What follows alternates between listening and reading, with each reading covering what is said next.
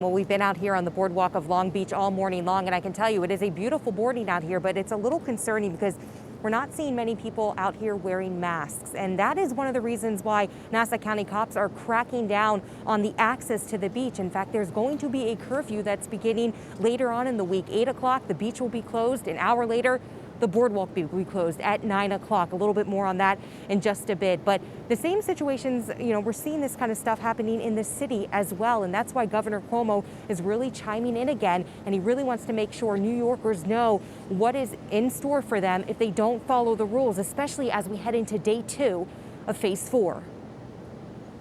New Yorkers are returning to Big Apple landmarks like the Statue of Liberty and Empire State Building, taking advantage of Phase 4 on a quiet weekday. I tried to come here like a lot of times.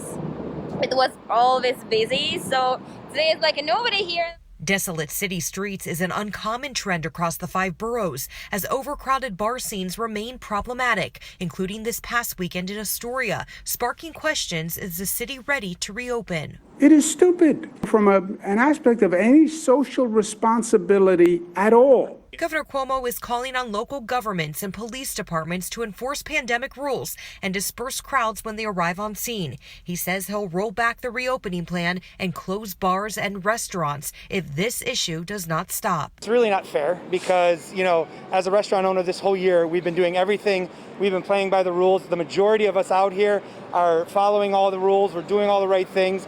And I think penalizing the people who are not following the rules would be a smarter play rather than making everybody suffer.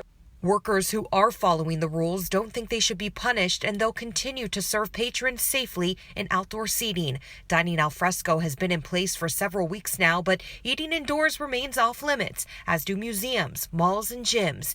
In Phase 4, you can return to zoos and botanical gardens. Music, movie, and TV production can resume, and professional sports is back on without fans in the stands. Restrictions in place, a constant reminder the city is still not safe from a potential second wave. We were not immune from what was happening in China and what was happening in Europe.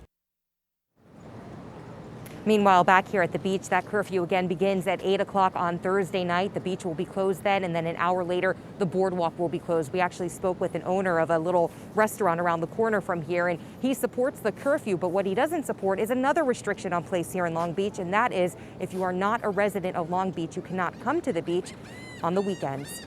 We're live in Long Beach, Long Island. Rebecca Solomon, Pix 11 News.